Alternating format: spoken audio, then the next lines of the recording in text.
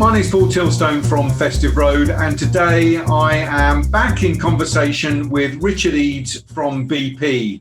Richard, welcome back. Thank you, Paul. Thanks for having me back. That's good. Well, we got lots of great comments on your the video that we did previously on what was the return to travel, which I think was kind of like August, September time last year, so probably a little bit premature, but we had such great comments. We thought we'd have you back to talk about purposeful travel, or whatever it is that you call it within BP. Now, I guess before we start, I should just explain that you're one of the 11 that we had join us in November to actually talk through a renewed focus on purpose of the travel program at this Macroscope live event that we held. Before we start, how did you find that event, that process? No, I think it was really useful. We're definitely utilising the documents and also the program itself. The fact that we sat in a room with different mindsets and the collaboration, it made us think differently and strategically into there is always a different way of looking at something. I think there were some areas of the purposeful travel where we thought potentially we would or we wouldn't do that in future. And it was challenged by other organizations in other industries saying, well, we will do that. So it was really opening and a great discussions we had, which obviously delivered the paper so that you guys wrote. So yeah, thanks for including me. Great. Thank you for joining us. So let's talk about how you're applying this thinking within your organization. The first question is, sort of give us a landscape view. How have either your personal views or the views of your companies, how have they sort of evolved and changed over the last 5 or 6 months when it comes to purpose of travel? Yeah, I mean, what timing, Paul? I mean, let's park the pandemic to one side, the impact that we've had from that. But I think, it's been well publicized is BP's restructuring, reinvent, the whole environment of shifting from a traditional oil and gas organization to a global organization focused on energy fit for the purpose for the future. Very much sustainability is at the front alongside our commitment to safety. So I think, from a travel perspective, it's global. We have to look culturally diverse all the time on what we're doing, how we're doing it, and who it impacts. So stakeholder and shareholder opinions matter. But I think, obviously, a real focus and collaboration with our supply base on sustainability is driving a lot of discussions. But at the same time, as I mentioned, shareholders, we are focusing on the cost impacts and realignment on purposeful travel. Do we need to travel? We've been 12 months behind a virtual desk. Is it time now to kind of put our hands up and say, we don't need to do this anymore? But if we are doing it, this is how we're going to do it, and everybody's going to do it together. So you used the words to me earlier that I don't know whether this is the official terminology, but it's called reimagining energy. That's kind of a principle of where you're at as an organization, as you've just described.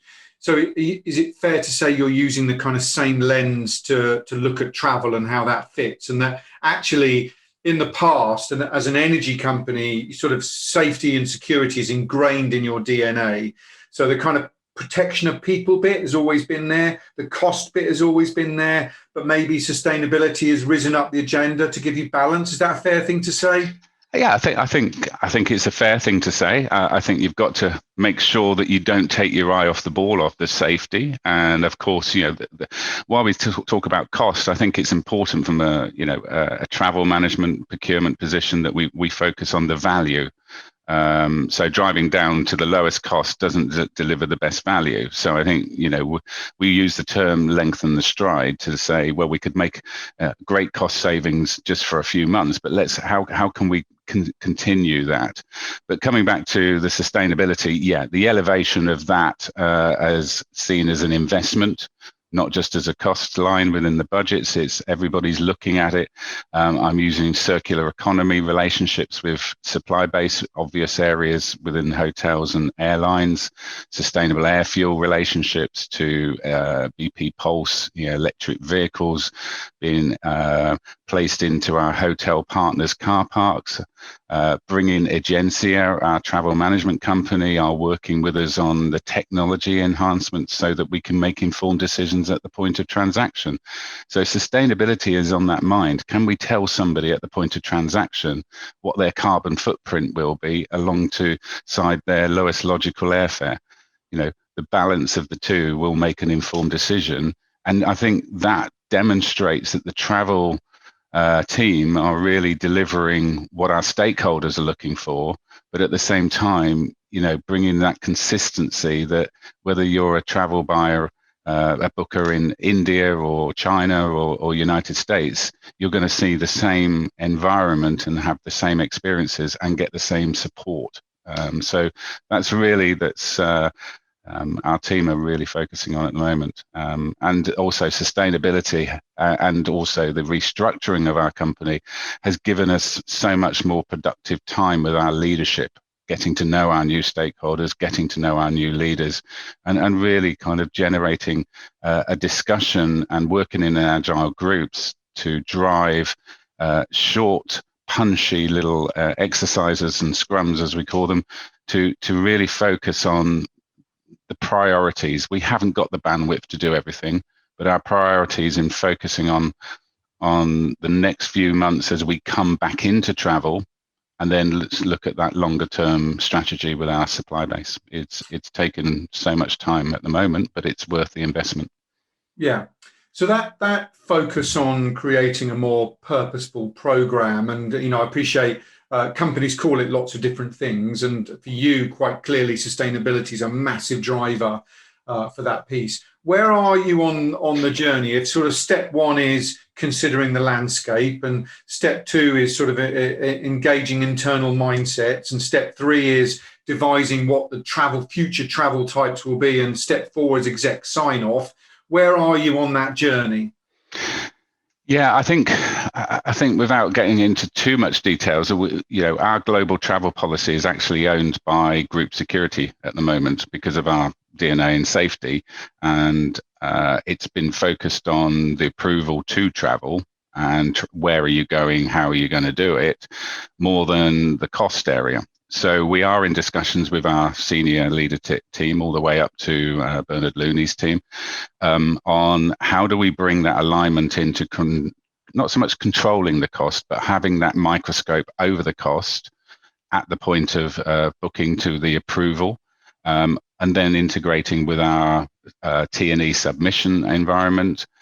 Is it aligned to what you were approved to what you actually spent? We're looking at that. And also, obviously, I'm trying to shift, and this is where there's a lot of interest. The data that we receive to offset our, carbon footprint, how do we bring that into that front end environment so that, we're using predictive analytics? We're seeing potentially, can we control that a lot more and have that environment that's really engaging and really promotes the category, so people want to use the program, and we reduce the leakage from the program without senior leaders having to really kind of go after people for exception reporting of not, on bad behavior. So we are looking at the approval tool, we're looking at the policy, the language of the policy, but most of all, the thing that's going to make it happen is effective comms and a kind of a program that isn't just a one email going out to everybody in the world and saying, you will do this.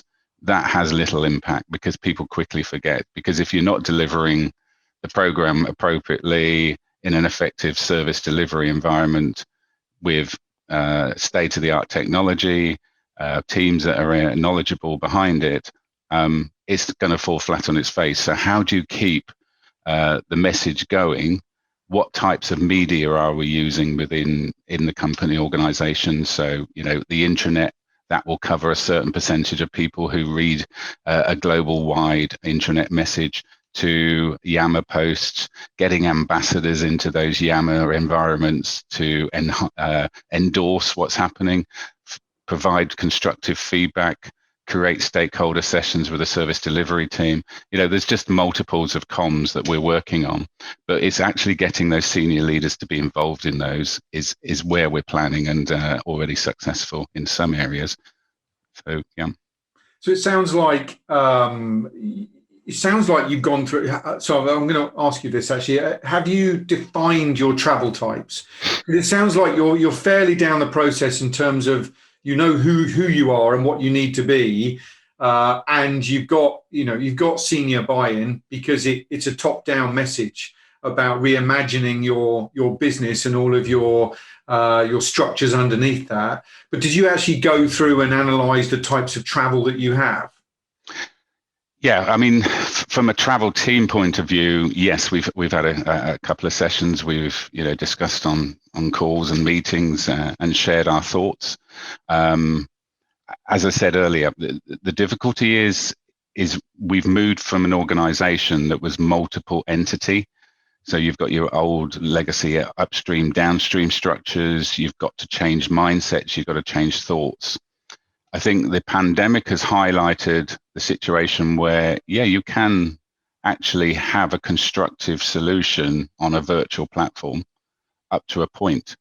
But the person that wants to do face-to-face compared to the person that wants to do it in virtual are going to make different decisions. So what we've got the opportunity, and this is the timing for it, is under one organization now, with the leadership sponsorship, is we have got to the stage where we've broken down from a travel team point of view the types of meetings or the types of travel, the types of revenue generating activities that we can see would be under the litmus test approved for travel. And then you're going to have some that you can clearly see you don't need to do. Or if you are going to do it, then there's a deviation route for you to go. We're not saying no point blank. We can only recommend. We're here as the consultancy, not the position of making the rules and the regulations. We don't have that as a culture within our company to start with. So we want to kind of be in that situation where people are driven by policy without knowing it. So the technology or the booking process or the approval process will take them through that, and it's like a safety rail underneath without them noticing. But it is kind of in a situation where we've defined the purpose of travel, and we're presenting it to the leadership, and hopefully we'll get some sort of final position. And there's always going to be those exceptions and individuals, but as long as you've captured and it's auditable, then it's fine. Yeah, I like the way you're describing it as guardrails for them to be able to make the right decisions in between those guardrails. When you've been defining the travel types, have there been any surprises that when you've kind of overtly thought about why we travel, and therefore is this a form of travel that's going to be justifiable or purposeful in the future? Has it challenged your thinking at all, or actually it's just sort of given a bit more structure to the value that you bring as a travel team? I think first of all, it's given a structure, and it's demonstrated that the travel team, have the capabilities and knowledge and experience, and we're trusted that we know our industry, we know our supply base, and we're getting to know our new stakeholders. But I think, there's the obvious things like hospitality, going on a red eye up, 1 day trip there and back on an aeroplane. They create the obvious questions of saying, do you need to travel for that? I think that the thing that, whilst we can demonstrate that's revenue generating, so obviously if the person wants to travel, they're still kind of saying, well, the frequency. If you've got a sales pitch, initially you want to go be in front of somebody, you want to get to know somebody, the human interaction. But the next 2 sessions, potentially they could be done virtually. But then you get to the final negotiation point, that perhaps is a reason to come back to a travel. But do you need to do 6 or 7 trips for the same sales activity? Those aren't for us to define the answers to. That's what the leadership have got to define if they receive the approval. So I think, we're trying not to throw it over the fence, but we're trying to say this is where we've defined, but these are scenarios what you might face. So as a leadership group, make the decisions of whether, you would allow that second and third trip in future. You know your staff, you trust them. Are they doing it for a reason? Are they wasting their own time? What else is built into the trip? There's lots of definitions that could, make a different decision from one trip to another. So I think we've got to be careful that we don't lock down areas. It's a bit like in the meetings and events area, we're trying to bring that into the approval tools and the definitions. But what we don't want to do is break down relationships that we've built over the years with our marketing and our internal events teams, who would, say we're trying to create red tape and bureaucracy and stem the creativity and stop us interacting with our customer base or internal base. But the one point that potentially purposeful travel doesn't take into account is the human factor of the traveler itself. You've got to look at the mindsets of the travelers coming out of a pandemic. Is there appetite to actually travel? He might be a salesperson, but does his family want him to travel straight away? So how do we support them in still delivering a great sales opportunity and driving that pipeline, but on the basis of taking consideration he doesn't need to do that trip, or she's got an issue that she needs to be with the family for that week. So we've got to bring all of that in about the future of the workplace as well. Yeah, the personal drivers are really important, I think, aren't they? And actually, it could be conversely the other way. It could be that somebody derives great energy from taking a trip and being with some particular stakeholders, and that therefore brings more value back to the business and to them as individuals. Converse to your example of somebody who maybe doesn't want to travel because they want to spend more time with the family or whatever it is. Do you, given what you've just said, so do you envisage that actually you'll be using your greater approach towards sustainability as a sort of primary messaging tool, to get communication tool, to get people to think very hard about whether the purpose of why they're taking a trip is of significant enough value to make it happen? Do you see that being one of the sort of primary message? I do, Paul, in the essence of, it's very clearly that where we have gone through restructuring and we've reinvented and we've reimagined energy, for the fit for the future, we've got to be kind of fit for the future in the way that we're looking at travel and sustainability, in the fact that not only are you providing information for somebody to make that decision, it's aligning sustainability as one of those influences of a yes or no to travel. So, security, as we said, and safety will be prime, and then cost and value and sustainability. So the three of them in a row are kind of the decision makers. If take the litmus test, could you stand in front of your colleagues or your leaderships and say, honestly, all of those three bases I'm comfortable with, I really want to travel. And I think if you've got a strong relationship with your leadership, you're empowered, you're entrusted to make those decisions, I don't think there'll be any issues in bringing in an approval tool, which is more of an audit tool to make sure that we're being consistent in our decision making. I like the way you've put that, because what it means is that actually you're making decisions based on people, profit, and planet, the 3 Ps, which is what good sustainable businesses are advised to do. What do you think the implications are for either your travel program, your role, or for your suppliers? You talked about, I think this is really important, you've talked about consistency of delivery at the point of sale, wherever you are in the world, when it comes to being a BP employee wanting to take a trip. And I think in order to drive the right behaviors, having that consistency is really important. But is there anything else? Yeah, I mean, I think, I touched on the meetings program, and I think we're going through an evolution internally with my colleague Andrew Kahn. We're driving a meetings program that is also aligned to not just the sustainability, but our push into digitalization. So we're taking a lot of the environments into, let's look at the priorities, because our bandwidth as a global team has been reduced. We've got to prioritize what we can take focus on. Some of the service delivery areas of suppliers we're expecting the suppliers to take first, the first level of escalation, and managing it themselves, and then bringing issues to us rather than throwing it straight at us as an issue to resolve.